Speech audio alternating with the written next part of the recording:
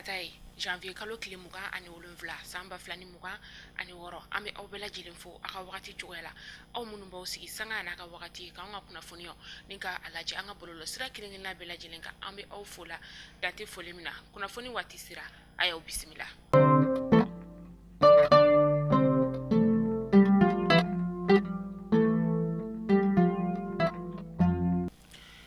Fundamela bi dɔgɔkun laban in na fɛn min ye Sabalibugu abattoir ye ale kɔni ye bagan faga minɛn kuraw ni ka olu sɔrɔ min n'a musaka bɛ t'i jɔ fo sefawale miliyɔn 500 n'a a kun kan fɛn na ni bagan faga minɛn ninnu dɔw bɛ tali kɛ fɛn min ye camion ye ni frigo kɔni bɛ o kɔnɔ o 4 ka taga se katakata ni o 10 ma o ni fɛn min ye pick-up ye o 2 k'a yira la ka fɔ an ka minisiri bɛ yen nɔ ni ale ɲɛsinen bɛ sɛnɛ ni bagan mara koɲɛw ma ni o ye Yuba Ba ye ka taga se an ka minisiri bɛ yen nɔ ni ale ɲɛsinen bɛ sɔrɔ koɲɛw ma ni o ye Ali Huseni Sanu ye ani jago minisiri ni o ye Musa Alasana Jalo ye olu tun bɛ kɛnɛ ye ale kɔnɔna la Yuba Ba ale ka fɔ la ko ni bagan faga minɛn ninnu kɔni a bɛna kɛ sababu ye ka se ka maaw ni ka olu lafiya baganko la kosɛbɛ kɛrɛnkɛrɛnnen sa sogo ɲuman Bamakɔkaw bɛna o kɔni sɔrɔ takansegin ale bolo ma.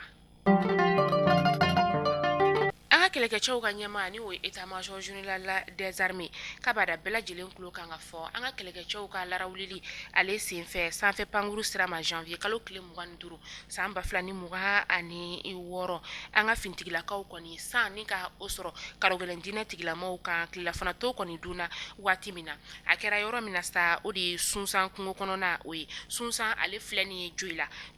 ale ni zantigila kɔni ni ɲɔgɔn cɛ fɛn min ye o bɛ a tilebi yan fanfɛla o la k'a da kulo kan ka fɔ an ka fintigilakaw ye karogɛlɛn diinɛ tigilama 100 bɔɲɔngo ni ka olu de kɔni bɔnɛ u ni na ka tila k'u ka kɛlɛkɛminɛn caman ni ka olu cɛ an ka kɛlɛkɛcɛw ka ɲɛmaa ni o ye état-major général des armées a bɛ hakililasigi ni ka o lase jamana kɔnɔdenw ma k'a yira ka fɔ jamana lakalani o ye olu ka baara ye wa banbagaci wale tigilamaw mana kɛ yɔrɔ yɔrɔ u bɛ dankariw la yen nɔ an ka fintigilakaw ni o ye an ka kɛlɛkɛcɛw ye u bɛ ka banbagaci wale tigilamaw ka garan daw la sanga a n'a ka wagati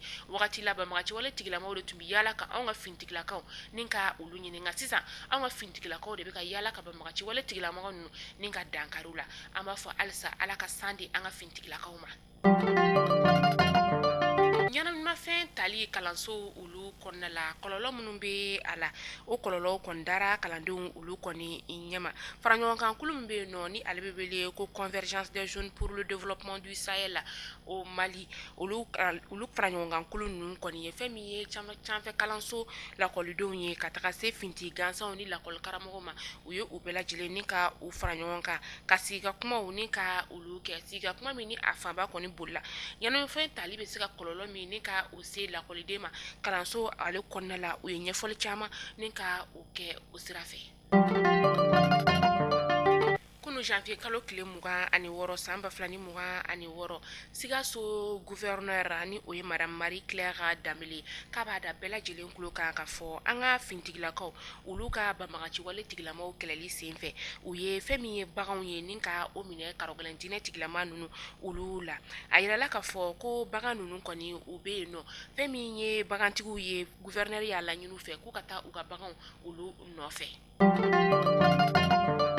An ka seko n'an ka dɔnko minisiri ni o ye monsieur Mamu Dafe ale ye an ka dɔnkilidala belebele min bɛ yen nɔ ni o ye Umu Sangare a ye a bisimila kunu janvier kalo tile 26 san 2026 Umu Sangare a taara ni ka taga a ka jɔnjɔn minnu ni a ye olu sɔrɔ jamana ale kɔ kan ni ka taa bonya kɔni da an ka minisiri ale kɔni ɲɛkɔrɔ jɔnjɔn fɔlɔ min kɔni ni o ye super musical d'Afrique ni o dira ma Oda Awards fɛ 2025 Addis Abebakaw olu fɛ yen nɔ kɛrɛnkɛrɛnnen sa Ethiopie jamana ale kɔnɔna la filanan o ye hommage honorifique min ni a dira a ma Jaliyal Awards ale fɛ Abidjankaw olu fɛ yen nɔ ni o ye Côte d'Ivoire jamana o ye. Kunu an ka kunnafoni ale senfɛ an y'a yira maaw la k'a fɔ ko fɛn min ye denyɛrɛnin dɔ ye ale kɔni suyɛna korofina lapitaniso o kɔnɔna la janvier kalo tile 24 su ka dugu jɛ janvier kalo tile 25 o la nin den yɛrɛ kɔni k'a da bɛɛ lajɛlen kulo kan k'a fɔ ko denyɛrɛnin kɔni ale yira nafajikaw olu fɛ yen nɔ nafaji a bɛ an ka sigida ale fɔlɔ la k'a yira u la k'a fɔ ko muso dɔ de kɔni bɛ faransi muso in de kɛra sababu ye sa ni ka se ka den yɛrɛ kɔni k'ale yɔrɔ fɔ k'a sababuya kɛ a ka maa dɔ kɔni ye lahalaya dɔw ni ka olu lase a ma k'a yira k'a fɔ k'u ye muso dɔ kɔni ye u ka sigida la muso in u ma deli ka a kɔnɔma ye nka u ye denyɛrɛnin kɔni ye muso in bolo o de la sa u ye 6e arrondissement maaw ni ka olu wele ka kuma da olu kɔrɔ olu kɔni taara ka taa tɛgɛ da muso in ale kan ni ka den kɔni minɛ k'a di a masaw ma. Maliyɛnw a y'a fɔ ko tare k'a sababuya kɛ aw ye fɛn min laɲini tunga lafiya fɛ a ye o waleyaw ye tunga lafiya ale ka programme kura ni o ye logement sociaux ye i sigilen bɛ Mali kɔnɔ walima i sigilen bɛ jamana ale kɔ kan i sen bɛ se ka ye tunga lafiya ka nin logement sociaux ye ale la i dan ye dɔrɔn i ka kɛ sarata baara la tunga lafiya ka nin logement sociaux ye a bɛna kɛ Banankɔrɔni Kabala ale ni Jalakɔrɔbugu n'i b'a fɛ i sen ka ye a la numéro de téléphone ta i ka message bila WhatsApp kan i tɔgɔ ni jamu ka o bila n'i ka dossier tɛmɛna dɔrɔn tunga lafiya b'i ka so jɔ k'a ban pewu k'a clé d'i ma i bɛ tunga lafiya ka wari sara a ye dɔɔni dɔɔni ni madame Sisoko Zenab Tezaga Sanogo tɛ jɔn de bɛ se ka nin kɛ aw ye tunga lafiya ale nana maliyɛndenw lafiyali ni tungarankew olu lafiyali kama soko la maliyɛn kelen so kelen ba maliba ale kɔnɔna la. An bɛ taa kɔkan kibaru la an bɛ taa Senegalikaw ka jamana o kɔnɔna la hali n'o y'a sɔrɔ nin wagati in na furugu kɔni bɛ Senegal ni